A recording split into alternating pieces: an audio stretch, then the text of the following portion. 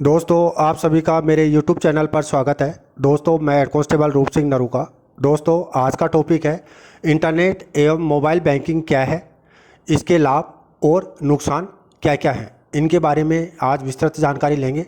और साथियों, आपसे रिक्वेस्ट है कि आपने अभी तक मेरे YouTube चैनल को सब्सक्राइब नहीं किया है तो प्लीज़ सब्सक्राइब करें, लाइक करें और साथ ही शेयर करें, ताकि मैं जो भी वीडियो अपलोड करूं उसकी नोटिफिकेशन आपको मिलती रहे। तो साथियों, चलते हैं मेन टॉपिक की ओर। इंटरनेट एवं मोबाइल बैंकिंग क्या है, इसके लाभ और नुकसान। इंटरनेट बैंकिंग क्या है? इंटरनेट बैंकिंग वह प्रणाली है जो ग्राहक को उसके बैंक खाते से वित्तीय और गैर वित्तीय लेन देन करने की सुविधा प्रदान करता है।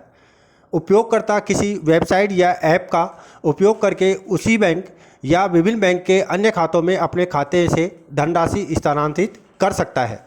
इंटरनेट बैंकिंग की सुविधा बैंकों के माध्यम से प्रदान की जाती है और ग्राहक को यह सुविधा प्राप्त करने के लिए किसी भी बैंक में खाता धारक होना चाहिए।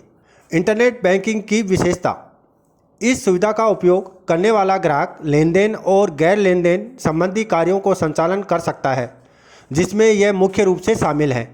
1 नंबर, ग्राहक अपने खाता का विवरण देख सकता है। 2, ग्राहक संबंधित बैंक द्वारा किसी निश्चित अवधि के लिए लेन देन के इतिहास की जांच कर सकता है। 3, बैंक स्टेटमेंट तथा विभिन्न प्रकार के फॉर्म एप्लीकेशन डाउनलोड किए जा सकते हैं। 4, ग्राहक फंड ट्रांसफ़र कर सकता है, किसी भी तरह के बिल का भुगतान कर सकता है, मोबाइल को रिचार्ज कर सकता है इत्यादि। 5, ग्राहक ई-कॉमर्स प्लेटफॉर्म पर सामान को खरीद और बेच सकता है।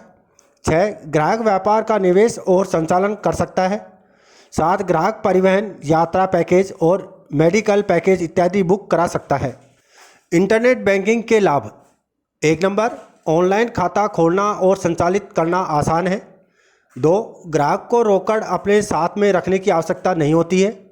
3, ग्राहक को कभी भी और कहीं भी उनके बैंक में स्थायी पहुंच प्राप्त होती है। 4, लेन देन अत्यधिक सुरक्षित है। 5, तत्काल धन हस्तांतरण कर सकता है।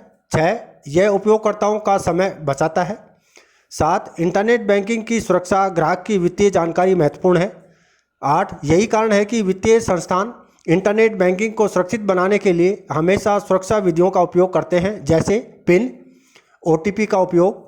इस प्रणाली के तहत एक पिन का उपयोग लॉगिन करने के लिए किया जाता है और लेन देन करने के लिए OTP का उपयोग किया जाता है।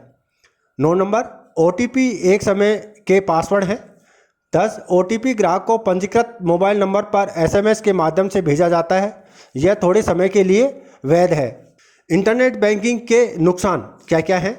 1 नंबर, इंटरनेट बैंकिंग के उपयोग को समझना पहली बार में मुश्किल होता है। एक व्यक्ति जो तकनीकी में नया है, उसे इंटरनेट बैंकिंग का उपयोग करते समय कुछ कठिनाइयों का सामना करना पड़ सकता है। 2 नंबर, यदि आपके पास इंटरनेट कनेक्शन नहीं है तो आप ऑनलाइन बैंकिंग तक पहुंच नहीं सकते हैं।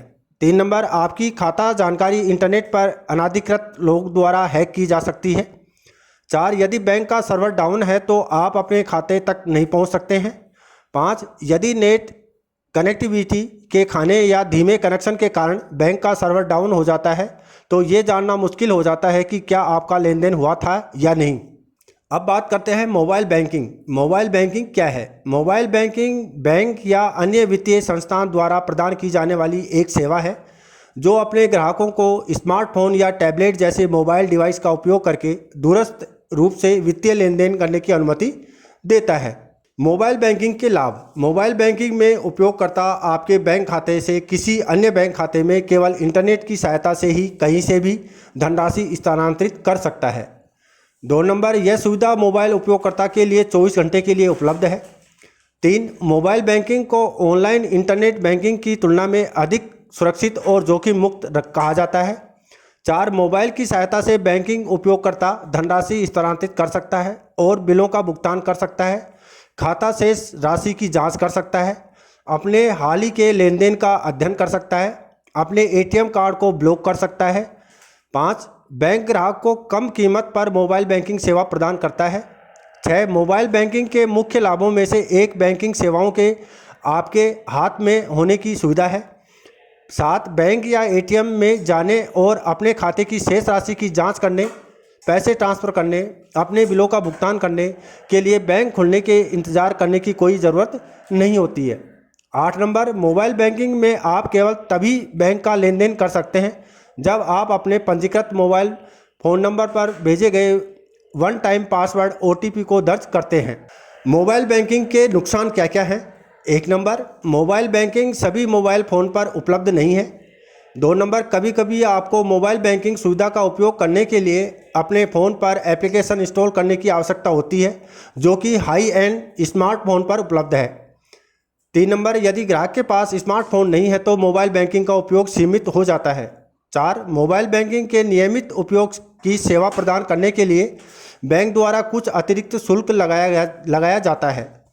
5, मोबाइल बैंकिंग में उपयोगकर्ताओं को नकली SMS संदेश और घोटाले होने का खतरा रहता है। 6, मोबाइल के खोने का मतलब है कि अपराधी आपके मोबाइल बैंकिंग पिन और अन्य संवेदनशील सूचनाओं तक आसानी से पहुंच सकता है। मोबाइल बैंकिंग का उपयोग करते समय ध्यान देने योग्य बातें हैं। 1 नंबर, मोबाइल बैंकिंग का उपयोग करते समय आपको बैंक द्वारा दिए जाने वाले OTP को किसी से साझा न करें। 2 नंबर, आप अपने मोबाइल में एक स्क्रीन लॉक लगा कर रखें जिससे कोई भी उसे बिना आपकी अनुमति के खोल ना सके। 3, अपने मोबाइल बैंकिंग को वाईफाई स्पॉट से एक्सेस न करें, यह बेहद खतरनाक हो सकता है। 4 नंबर, मोबाइल बैंकिंग का प्रयोग करते समय आप आसान पासवर्ड का उपयोग न करें, टफ पासवर्ड को यूज करें। आशा है कि आपको इंटरनेट बैंकिंग, मोबाइल बैंकिंग क्या है और इसके क्या लाभ हैं इत्यादि समझ में आ गए होंगे। अगर पोस्ट से संबंधित कोई प्रश्न हो तो कमेंट पर कुछ पूछ सकते हैं तथा वेबसाइट को सब्सक्राइब जरूर करें ताकि आने वाले सभी पोस्ट आपको ईमेल के माध्यम से प्राप्त होते रहें।